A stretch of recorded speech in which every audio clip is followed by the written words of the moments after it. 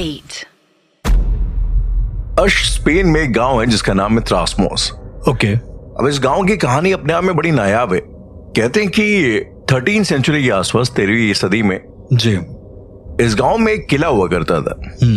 अब होता ये है कि वो किला आहिस्ता आहिस्ता खाली हो जाता है, वीरान हो जाता है। ओके। और उस किले में कुछ चोरों का बसेरा हो जाता है, चोरों का अड्डा बन जाता है। इवेंचुअली क्या होता है कि वो चोर जो है, जैसे आज हम लोग फेक करेंसी बनाते हैं, वैसे उस जमाने वो लोग फेक कॉइन्स बनाते थे। ओके। और बेसिकली इस किले के अंदर एक फेक कॉइन बनाने की फैक्ट्री टाइप की बन जाती है। अब जो फेक कॉइन की फैक्ट्री होती है तो जाहिर सी बात है उसमें शोर शराबा होता होगा जी। तो अपने इस राज को छुपाने के लिए ये लोग क्या करते हैं, ये लोग एक अफवाह गांव में फैला देते हैं कि इस किले में विचेस का वास है। लाइक यहाँ पे चुड़ैलें डायने रहती हैं और आप यहाँ से दूर रहे, तभी वो खनकने की आवाज आती होगी। तभी वो खनकने की आवाज आती है, जो भी व्हाट्सएवर। तो इस चक्कर में जो गांव वाले थे वो थोड़ा दूर रहने लगे। अब होता क्या है कि कुछ टाइम बाद इस किले को एक नेगेटिव अटेंशन मिलने लगता है। यहाँ पे ध्यान चला जाता है वहां के कैथोलिक चर्च का। जी। तो कैथोलिक चर्च जब सुनता है कि इस तरह की अफवाहें हैं तो वहां पे इन्वेस्टिगेशन करता है। और जब उन्हें पता लगता है, जब इन चोरों का भांडा फोड़ होता है जी, तो वहां के जो पोप होते हैं, पोप जो है इतने नाराज हो जाते हैं कि आप जो है हमारे यहाँ वैसे भी चुड़ैलो डायनो को इसको ब्लास्फेमस बताया गया है, हराम बताया गया है, और आप इस किस्म की अफवाहें फैला रहे हैं। तो उस चोरों के साथ साथ उस पर एक गांव को कर्ज कर देते हैं। मतलब जो पोप होते हैं वो कर्ज कर देते हैं। पोप होते हैं वो कर्ज कर देते हैं। शायद इतिहास में रेयरली ऐसा हुआ है कि कैथोलिक चर्च के पोप ने किसी को कर्ज किया हो, और ना सिर्फ किसी को, पूरे गांव को कर्ज किया। और उस पूरे गांव में उसके बाद से एक के बाद एक नेचुरल पैंडेमिक्स होने लग गए। कभी वहां पे बीमारियां हो जाए, आग लग जाए, उस किले में आग लग गई, इवेंचुअली वहां पे मैगट्स का हमला हो गया, फसलें बर्बाद हो गई। तो करते करते वो गांव जो है बर्बाद हो गया। और आज की तारीख में उस गांव में, जमाने में बहुत बसा हुआ सा गांव था, आज के जमाने में सिर्फ वहां पे 62 लोग रहते। मतलब आज भी है वो जगह एग्जिस्ट करती है, जगह एग्जिस्ट करती है, वो गांव भी एग्जिस्ट करता है। But the only difference being कि वहां पे आज सिर्फ 62 लोग हैं जो वहां पे बसे हुए हैं। तो कुल मिला के कहानी का जो मॉरल है वो ये अर्श की, एक पोप ने एक जगह को कर्ज किया।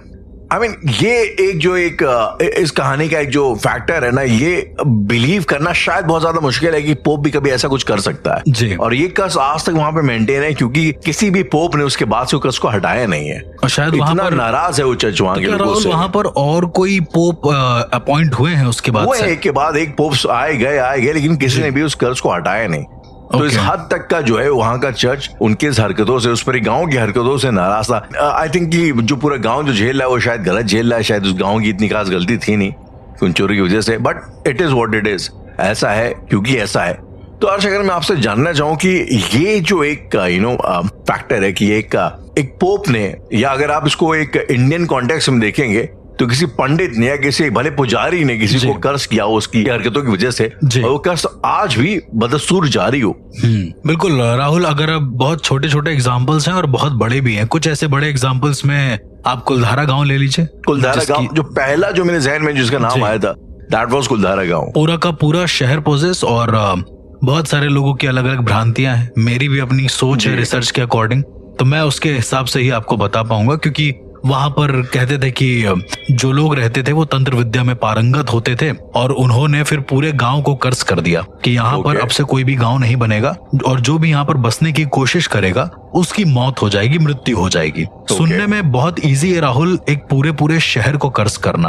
अब मैं आपको इसके पीछे का एक छोटा सा मैकेनिज्म कह ले या फिर छोटा सा तंत्र कह ले, मैं आपको तंत्र बताना चाहूंगा कि कैसे एक पूरा शहर पोजेस हो सकता है। राहुल, आपके दिमाग में ये कहीं से बात नहीं आई कि इंसान तो पोजेस होते हैं, ठीक है जी। अब मान लो एक एरिया है, पूरा बहुत बड़ा सा गांव है, उसमें एक साथ 100-150 पोजीशन हो जाएं, कुछ ऐसा हो जाए कि वो लोग कर्स्ड हो जाएं, श्रापित हो जाएं कि अगर वो किसी के सामने जाए तो सामने वाले का बुरा हो जाए। ये कैसे पॉसिबल है तंत्र की दृष्टि से? क्योंकि इतने एपिसोड आप कर चुके हैं, तो क्या कोई ऐसी एंटिटी आपके नॉलेज में रहती है या कुछ है अभी तक जो आपने सुनी है जो ये काम कर सकती है? अगर मुझसे आप पूछेंगे तो शायद मेरी अंडरस्टैंडिंग में प्रॉब्ली ये काम एक ब्रह्म राक्षस कर सकता है, या फिर बिल्कुल ये अभी सोचने वाली बात है कि ये काम कौन कर सकता है। लेकिन ब्रह्म राक्षस भी अगर होता है तो ब्रह्म राक्षस अपनी जगह पर रहता है, उसकी लोग पूजा करें, एक परिवार को ही पोजेस करता है मोस्टली, अगर उसे करना होता है तो वही आई मीन एक एक्सटेंडेड फैमिली, ज्यादा से ज्यादा एक मान लो 3-4 फैमिलियों को एक साथ इन्फ्लुएंस कर लिया, लेकिन पूरे के पूरे गांव को पोजेस करना, पूरे के पूरे गांव को कर्स कर देना। राहुल कहते हैं कि जो पुराने समय के जो ऋषि मुनि होते थे उनके कर्स में बहुत बड़ी ताकत होती थी। हम जब बात करते हैं ब्रह्म राक्षस, क्या ये कहना सही नहीं होगा कि कोई ब्राह्मण है, कोई एक ऐसा ऋषि मुनि है जिसके साथ तुमने गलत कर दिया है, ऐसे मान के चलो, और उसने अपने मुख से बहुत गंदा बोल दिया कुछ तुम्हारे लिए, जो बहुत सिद्ध ब्राह्मण है, तो ये जो वाणी है ये भी एक ब्रह्म राक्षस का ही तो काम करेगी, तुम्हें कर्स करने का ही तो काम करेगी जी, कह सकते हैं, काइंड ऑफ ब्रह्मदेव और ब्रह्म राक्षस का जो एक सिनेरियो है। अब राहुल मैं आपको बताता हूँ कि जो पुराने ऋषि मुनि होते थे उनका तप और जप इतना ज्यादा खतरनाक होता था कि अगर वो लोग कोई श्राप देते थे तो इंसान के ग्रह देवता सबसे पहले पोजेस होते थे, ऐसा कहते हैं। वो किसी इंसान को पोजेस नहीं करते थे, या फिर वो जो श्राप होता था वो किसी इंसान को नहीं होता था, वो उस घर के ग्रह देवता को होता था हमेशा। मेरा ऐसा मानना है। अब आप अगर ऑल ओवर देखेंगे तो एक श्राप आपने ये बहुत सुना होगा जिसमें एक पंडित है, वो कहते हैं जा तेरे आज से सारी पीढ़ियां, जितनी भी पीढ़ियां आएंगी वो सब बर्बाद होंगी, राइट। तुझे कभी बच्चा नहीं होगा, या फिर तेरा कभी जो पुरुष होगा वो बढ़ेगा नहीं आगे, इस तरह के श्राप होते होंगे, राइट। कभी ऐसा तो श्राप आपने नहीं सुना होगा ना कि चलो मैं तुमको श्राप देता हूँ कि तुम अंधे हो जाओगे और यहीं बैठे रहोगे। उस इंसान को श्राप ना देकर उसकी पीढ़ियों को श्राप दिया जाता था, मोस्टली ज्यादा ऐसा देखा गया है। मुझे माइसोर कर्स की याद आ रही है, अगर आपको याद हो तो कुछ बताइए उसके बारे में। आई मीन ये मुझे लगता है कि प्रेजेंट डे भारत के सबसे पेचीदा कर्सेस में से, हाँ, एक यूनिक कहानी में से एक है जी। ये माइसोर कर्स है, और बेसिकली क्या था कि साल 1612 में जी वुडियार एक डायनेस्टी है जिसने माइसोर पे कब्जा किया था, ठीक है। तो उससे पहले एक रानी थी, रानी अलामालेमा। अब मुझे नाम आई थिंक शायद मैं गलत दे रहा हूँ, बट उससे पहले एक रानी थी। और जब ये बेसिकली वुडियार राजा कैप्चर कर रहे थे, वो क्या करते हैं, वो खजाने से कुछ अपने जेवर लेके वो भागती है वहां से। लेकिन इवेंचुअली क्या होता है कि जो वुडियार के जो सैनिक होते हैं वो उनको पकड़ लेते हैं और उन्हें मार करके नदी में फेंक देते हैं। तो कहते हैं जब वो नदी में डूब रही होती हैं तो वहां से कर्ज देती हैं कि वुडियार तुम्हारे डायनेस्टी में तुम एक मेल उत्तराधिकारी के लिए तरसोगे जी, तुम्हारे यहाँ फसल अच्छी बर्बाद हो जाएगी, तुम्हारे यहाँ जो है वर्लपूल्स बहुत आएंगे नदियों में, सागर में, और तुम्हारा धंधा सब बर्बाद हो जाएगा। And that's exactly what happened. आज तक का वुडियार डायनेस्टी में जो मेल बेबीज हुए हैं वो हमेशा 2-3 जनरेशन के बाद हुए हैं। इनफैक्ट लास्ट उनका बेबी बॉय अभी साल 2017 में हुआ है, जो यदुवीर कृष्णन दत्ता, जो उनका उत्तराधिकारी हुआ है। हाँ, वही उनका खानदान तो चल रहा है वुडियार डायनेस्टी में। That is so happened. Maximum जो उनके जो राजा हैं वो अडॉप्टेड हैं, क्योंकि वहाँ पे मेल वो बच्चे हुए नहीं तो राजाओं ने बच्चों को अडॉप्ट कर लिया, अडॉप्ट करना शुरू कर दिया। और जो अभी लेटेस्ट उनकी जो लास्ट राजा हैं यदुवीर कृष्णा दत्ता, तो इनकी 2017 में इनका बेबी बॉय हुआ है। इसके बाद फाइनली ये कर्ज टूटा है। ये बहुत बड़ी खबर थी माइसोर में, जब रिसेंटली ये हुआ है, ऐसा करके ना सुनने में ये टूट गया। सो एग्जैक्टली जैसा कि आपने बोला, कर्ज जो है वो एक वो जनरेशंस तक जो है, पीढ़ियों तक लोगों को हॉन्ट कर सकता है। आज मैं आपको बताऊंगा कि पीढ़ियों तक हॉन्ट कर्ज करते कैसे हैं, वो भी एक इंसान के दिए हुए कर्ज कैसे करते हैं, मतलब उसकी प्रैक्टिकलिटी, मतलब फंक्शनैलिटी, मैं उसकी फंक्शनैलिटी, उसका तंत्र आपको समझाऊंगा कि कैसे होता है। क्योंकि इंडियन पैरानॉर्मल पॉडकास्ट है, मेरी रिस्पॉन्सिबिलिटी बनती है कि जितना मुझे आता है उतना मैं बता दूं, शायद इसके अलावा भी बहुत कुछ हो सकता है। तो जो पुराने ऋषि मुनि होते थे, जब वो ग्रह देवता को श्राप देते थे तो ग्रह देवता क्या काम करते थे कि उस घर में पैदा होने वाले या फिर उस घर में आने वाले नए मेहमान या नई क्रिएशन को अपनी तरह से पोजेस करते थे। अब इसको थोड़ा ध्यान से समझना पड़ेगा आपको राहुल। जब आपने वो पोप वाली मुझे बात बताई जिसमें वो पोप ने पूरे शहर को कर्ज कर दिया जी, पोप के शहर को कर्ज करने से पहले क्या आपको नहीं लगता है कि जितने भी शहर के लोग हैं उनकी आस्था पोप में रही होगी? बिल्कुल रही होगी, लोग आते होंगे, कैथोलिक चर्च है वहां पे लोग जाते होंगे। तो होता यह है एनर्जीज के आदान प्रदान से, और जब एक कोई पुजारी ऐसे मान के चलो जो होता है, तो लोगों का जो विश्वास होता है, वो जो एनर्जी होती है, जो आदान प्रदान होता है पुजारी और लोगों के बीच का, वो बहुत ज्यादा यूनिवर्सल हो जाता है। अब जब वो पुजारी कुछ चैंटिंग करता है, कभी भी आप देखना आपके घर में कोई फैमिली ऐसे रहे होंगे पुजारी या फिर कोई ऐसा, तो वो जब बोलेंगे तो आपको एक अंदर से अजीब सा ही लगेगा कि मतलब बहुत ज्यादा डिवाइन कुछ ऐसा बोला जा रहा है। उदाहरण के तौर पे भूता कोला, जो भूता कोला होता है साउथ में, तो वहां जो पंजुर्ली देव जब किसी के शरीर में आते हैं तो वो इंसान जब नॉर्मल भी होता है ना, किसी से बात करता है तो भी ऐसा लगता है कि देव बात कर रहे हैं। ऐसा एक बिलीव सिस्टम आप मान के चलिए कि बन जाता है। अब मैं इसको तंत्र की दृष्टि से समझाऊं तो बात ये होती है, अपनी ऊर्जा जब आप किसी को देते हैं जी, और उस ऊर्जा को यदि कोई अपने तरीके से ढालकर, यदि वो एक साधक हुआ, अपने तरीके से ढालकर उसे तुम्हें कर्स कर देता है तो वो तुम पर लग जाता है। एक और सिंपल वे में मैं आपको बताता हूँ। जैसे मान के चलिए कि कोई एक पंडित है जिसके पास हजारों लोग आ रहे हैं पूजा पाठ करने के लिए, राइट। अब वो उनको अपनी चीजें दे भी रहा है कि आप इस तरह से काम करना, ऐसे बांधना, कलावा बांध देगा या कुछ ऐसा कर देगा। और एट द एंड यदि उस पंडित को गुस्सा आया और उसने सबको श्राप दे दिया कि जितने भी लोग यहाँ आते थे इस मंदिर में पूजा करने, अगर वो सिद्ध पंडित हुआ तो यहाँ पर एक सवाल ये भी है, क्योंकि सिद्ध पंडित की जो कॉन्शियसनेस होती है वो बहुत ज्यादा होती है, वो किसी के साथ भी कनेक्ट कर सकता है। तो अगर उसने वो श्राप दिया कि जितने भी लोग यहाँ आते थे उनमें से किसी के घर में भी बरकत नहीं होगी, तो नहीं होगी राहुल। ऐसा एक मोहल्ले में हुआ था, मुझे याद है। मैं ऑनेस्टली इस रीजनिंग से बहुत ज्यादा सेटिस्फाई हूं नहीं। I mean, so what I understood was कि अगर आप एक सिद्ध पंडित हैं और आपने किसी इलाके को कर्ज किया तो वहां के जो लोग हैं वो आपकी बात को साइकोलॉजिकली एक्सेप्ट कर लेते हैं, इस चक्कर में उनके यहाँ बर्बादी हो जाती है। ये आप या फिर दुनिया में वाकई में फिजिकल चेंजेस हो जाते हैं इस वजह से। दुनिया में फिजिकल चेंजेस नहीं होते हैं राहुल। तो फिर तो यार ये तो वैसे वाली बात हुई कि जैसे आज के जमाने में लोग मार्केटिंग करते हैं जी। अब बहुत साल पहले जब यहाँ पे ब्रेकफास्ट के सीरियल्स आए थे, केलॉग्स वगैरह, तो इंडिया में ब्रेकफास्ट का रिवाज था नहीं, लेकिन इन लोगों ने ये मार्केटिंग कर करके कि breakfast is the most important meal of the day, वो हमारे साइकिल में बिठा दिया और आज लोगों ने इसको एक्सेप्ट कर लिया। जमाने भर की साइंटिफिक रिसर्च भी इसके ऊपर आ गई। जी, साइकी में बैठालना इज अ डिफरेंट थिंग, पर वो चीज हो जाना, राइट। साइकी में ये बैठा लिया है कि आज के दिन सुबह तक मुझे चोट लग जाएगी, ऐसे मान के चलो, या आज के दिन शाम तक मुझे चोट लग जाएगी, लेकिन तुम कहीं नहीं बैठे हो, तुम घर के अंदर ही हो और बेड पे बैठे हुए हो, बट तुम खड़े हुए और अचानक से तुम्हारा पैर मुड़ गया और तुम्हें चोट लग गई। कहने का मतलब कोइंसिडेंस एक इंसान के साथ हो सकता है, पूरे मोहल्ले के साथ नहीं हो सकता। मतलब ये एक तरीके की मेंटल कंडीशनिंग आप कह रहे हो कि ये मैं आपके अंडरस्टैंडिंग के लिए बता रहा हूँ कि इस तरह से चीजें वर्क करती हैं। पर जो सुपर नेचुरल है इन सब में वो ये है कि ये जो उन्होंने कर्ज दिया है, अगर ये किसी एक को देते और उनके साथ गलत होता तो मान सकते हैं भैया उसने साइकी में बैठा लिया है और उसके साथ हो रहा है, लेकिन जहां पर पूरा पूरा परिवार है, 15-20 परिवार हैं, सबकी साइकीज अलग अलग हैं, कितने लोगों की साइकी में वो बैठा लेगा, तो वहां पर वो जो उसका कर्ज होता है ना, वो जो उसकी वाणी होती है, जो उसने जप करके खुद को इतना ज्यादा स्ट्रांग बनाया होता है, वो यूनिवर्सल कॉन्शियसनेस से जुड़ के उन चीजों को प्रभावित होने के लिए कर देती है, ओके कर देती है। मेरा ऐसा मानना है। ये मानने वाली बात हो सकती है, लेकिन मुझे शायद लगता नहीं कि ये कोई फिजिकल पॉसिबिलिटी मैंने देखा हुआ है राहुल, तो मैं इस चीज को बहुत अच्छे से समझ सकता हूँ कि हाँ, एक पुजारी जो थे वो एक मोहल्ले में पूजा कराया करते थे, उनका घर था वहां पर, और मतलब मंगला माता का एक मंदिर था पूरा, तो वहां पर वो पूजा कराया करते थे, बहुत सारे लोग आया करते थे, करीबन 25-30 साल से वो पूजा करा रहे थे। एक दिन क्या हुआ राहुल कि मतलब किसी ने उन पर गलत इल्जाम लगा दिया कि इन्होंने लड़की को ऐसे पकड़ा है।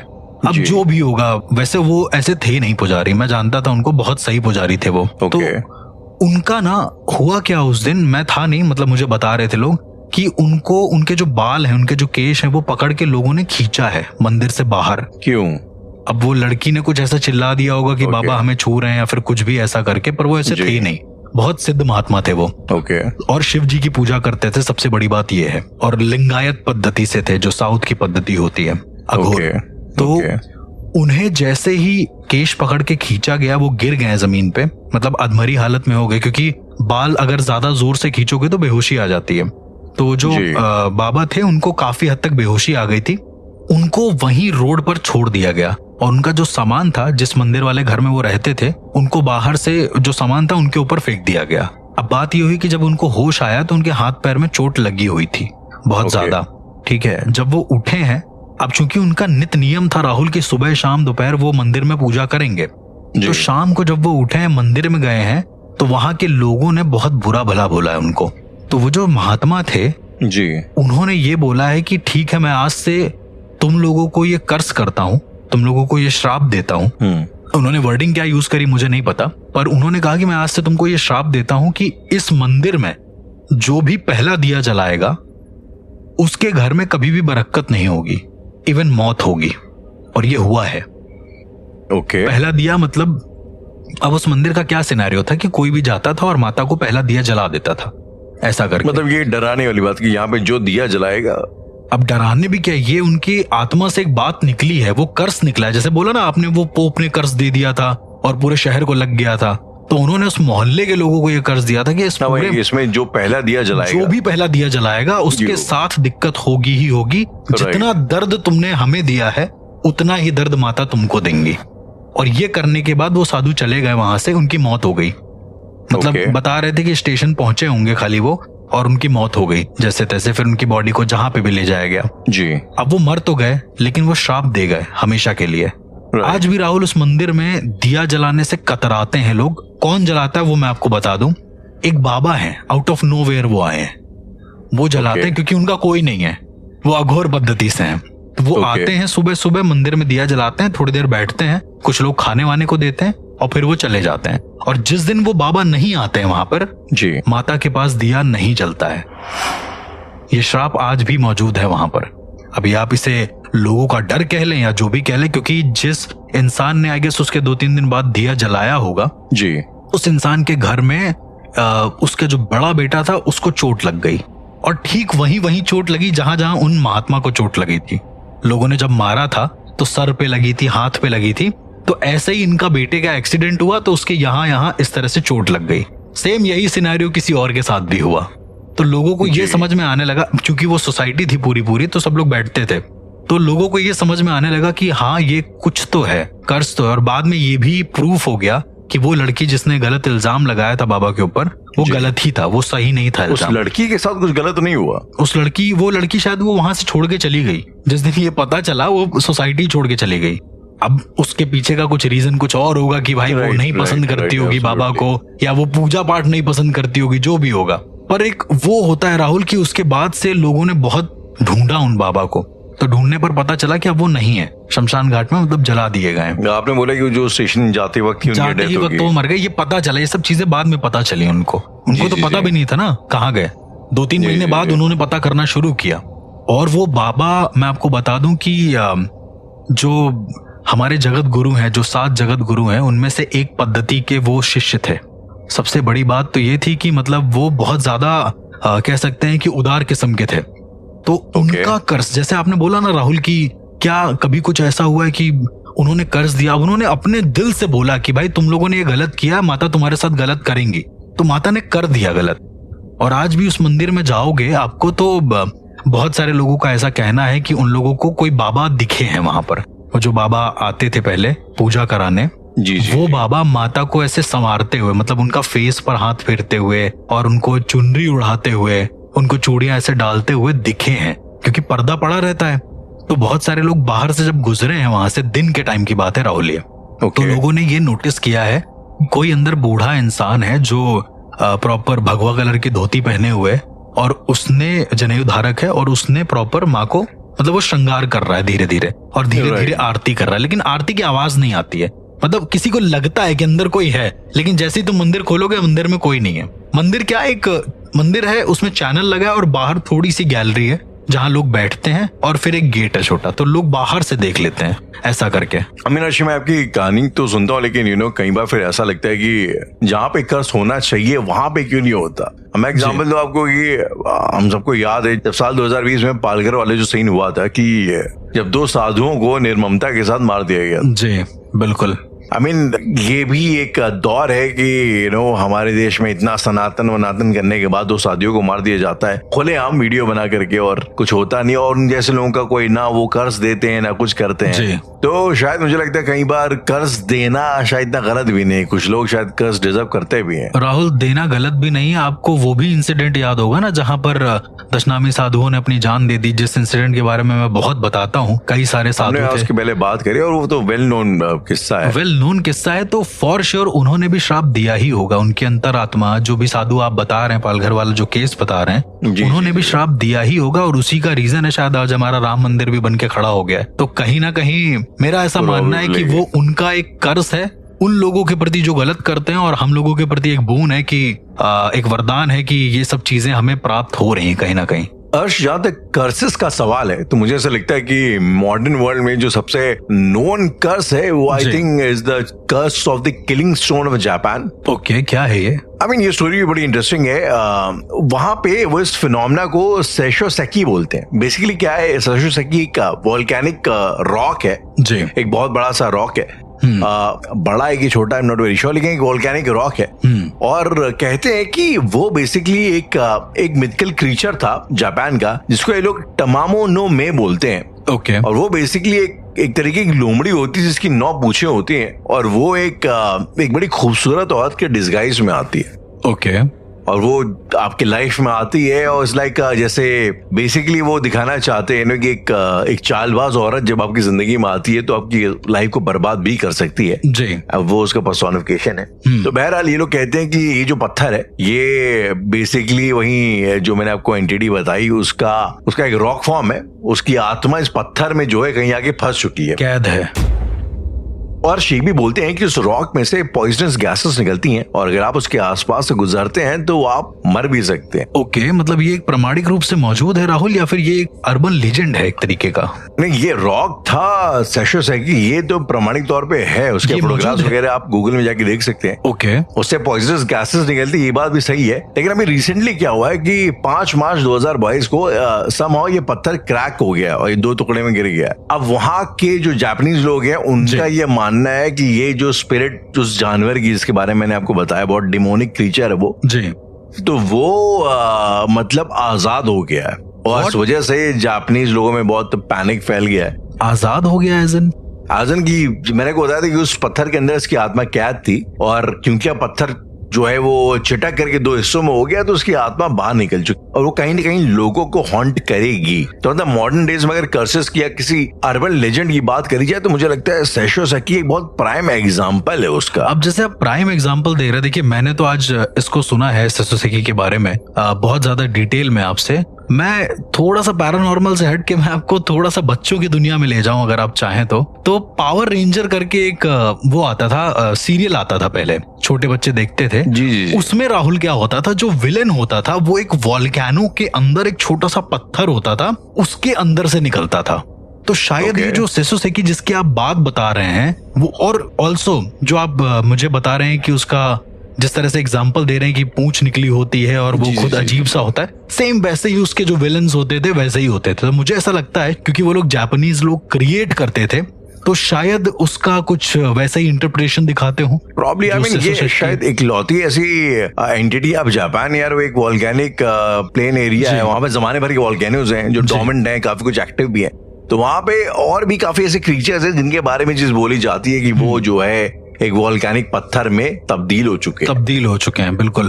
अब पत्थर की बात अगर आप कर रहे हैं राहुल, मुझे बार बार पता नहीं क्यों डिबुक याद आ रहा था कि उसमें आपने कुछ कार्व कर दिया और आत्मा कैद हो गई है और धीरे धीरे उससे बाहर निकल रही है वो आत्मा, जब आप पत्थर की बात करते हैं। और किसी कर्स पत्थर की बात करें तो हम लोग कोहिनूर की भी बात कर सकते हैं। कोहिनूर, बिल्कुल आपने कई बार मुझे उसके बारे में बताया, इवन मैंने उसके बारे में पढ़ा भी है। Diamond of all time is Kohinoor का कुछ ऐसा कर्स आप बता सकते हैं जो बहुत ज्यादा प्रोमिनेंट हो लेकिन बहुत ज्यादा अजीब भी हो लोगों को सुनने में कि यार ऐसे कैसे हो सकता है? क्योंकि मैंने ऐसा सुना था राहुल, आप मुझे ये बताइएगा कि क्या ये सच है या नहीं, कि उसे सिर्फ और सिर्फ या तो भगवान और या तो सिर्फ औरतें ही पहन सकती, यदि वो किसी आदमी ने पहना तो वो उसके साथ कुछ ना कुछ मिसफॉर्चून क्रिएट कर देगा। एग्जैक्टली अर्श, उसकी जो स्टोरी है वो घुमा फिरा कुछ ऐसी है कि आई मीन जब से कोहिनूर का जो डायमंड है वो एग्जिस्टेंस में आया है तब से वो बैक टू बैक अलग अलग किंगडम्स में गया है। फिर चाहे वो गोलकिंडा का किंगडम हो, फिर चाहे वो खिलजी का हो, तुगलक का हो, लोदीज का हो, मतलब सभी ने इसको मराठा का हो, हाँ सबके डायनेस्टी में कभी न कभी कोहिनूर गया है। इवेंचुअली लास्ट वो था जो सिख डायनेस्टी थी महाराजा रणजीत सिंह की जी, तो उनके खानदान में हो गया। उसके बाद जब ब्रिटिश ने उनको एनेक्स किया तो ये फाइनली जो है ब्रिटिश लोगों के हाथ में गया। अब ये जो आपने जो कर्स बोला ये काफी पहले से जो है हमारे इंडिया में एक बड़ी वेल नोन फैक्ट है कोहिनूर के बारे में कि अगर कोई मेल इसको हायर करता है, अगर कोई मेल इसको धारण करता है, अपने ताज में डालता है, तो उसके साम्राज्य का बर्बाद होना तो तय है, पतन होना शुरू हो जाता है। ओके। जब 1936 में ये जो कोहिनूर डायमंड है ये किंग एडवर्ड VI को गया ब्रिटेन में, तो उनको इस कर्स के बारे में आइडिया था, तो उसने ये अपनी बीवी को गिफ्ट कर दिया। जो बाद में जाके क्वीन एलिजाबेथ बनी। ओह, तो ओके। इवेंचुअली तब से लेके आज तक का ये जो कोहिनूर डायमंड है, ये हमेशा ब्रिटेन राजघराने की सिर्फ औरतें ही पहना करती हैं, उन्हीं को अलाउड है। ओके, और मतलब ये क्या वहीं की औरतों को अलाउड है या फिर दुनिया में कहीं पर भी कोई भी औरत इसको पहन सकती है? कहीं भी कोई भी औरत पहन सकती है, लेकिन क्योंकि ये ब्रिटिश जो है जी, उनका हिस्सा है, इस उनका वजह राज से। का वो हिस्सा हो चुका है, उनकी लूट हो चुकी है, तो अब ये उनके पास है। एंड आई थिंक अब तक उसको लोग पहनते भी नहीं, उन्होंने उसको ऐसा एक म्यूजियम में आके रख दिया है। पता नहीं क्यों मुझे कोहिनूर कनिष्का हार जैसा लग रहा है कि वो जो डायन का हार था, नीलावंती ग्रंथ की डायन का हार, नीलावंती डायन का जो हार जिसे था, कोई पहन नहीं सकता सिवाय उसके। जी। बजाय इसके, जैसे आप पत्थरों की बात करते हैं तो मुझे पारस पत्थर भी याद आता है राहुल कभी कभी, the sorcerers stone. Sorcerers stone. अब उसके बारे में कई तरह की भ्रांतियां हैं कि वो ऑरेंज कलर का है, वो इस तरह का है। इवन बहुत सारे साइंटिस्टों ने ये भी प्रूव किया है कि वो ऑरेंज कलर का है, और उसको छूने से, मतलब यदि उसको कोई छूता है तो उसमें एक इतनी ज्यादा मात्रा में वाइब्रेशन आती है, इतनी ज्यादा मात्रा में वाइब्रेशन निकलती है कि वो चीज अपने आप अपना रूप बदलने लगती है, या फिर जैसे कहते हैं ना कि लोहा अगर छू ले तो सोना बन जाता है, इस तरीके से। तो मुझे पारस पत्थर भी बड़ा ही इंटरेस्टिंग और बड़ा ही अजीब सा कॉन्सेप्ट लगता है कभी कभी, क्योंकि हमने उसे देखा नहीं है, तो उसके बारे में समझ पाना या कुछ कह पाना थोड़ा समझ से परे है राहुल। राइट। तो खैर ये बात तो सॉर्टेड हो गई अर्श की काफी बार ऐसा भी होता है कि पॉजिटिव एंटिटीज या एंटिटीज बनी जो पॉजिटिव बीइंग्स होते हैं, फिर चाहे वो पुजारी हों, चाहे वो तपस्वी किस्म के लोग हों, तो ये भी आपको कर्ज करते हैं। उनका भी कर्ज काम आता है, उनका भी कर्ज है, उनका कर्ज वर्क करता है, आपकी लाइफ को खराब कर देता है। मैंने अर्श ऐसे ही एक एंटिटी के बारे में सुना है जो कि आपको कर्ज तो करती है, लेकिन उसका जो पनिशमेंट होता है वो बेसिकली आपको टॉर्चर करने के लिए ज्यादा होता है रादर देन आपका नुकसान करने के लिए टोटली। और मलाबार में, साउथ में ये एंटिटी बहुत ज्यादा पॉपुलर है, और वहां पे इस एंटिटी का नाम है कुटी छत्तन।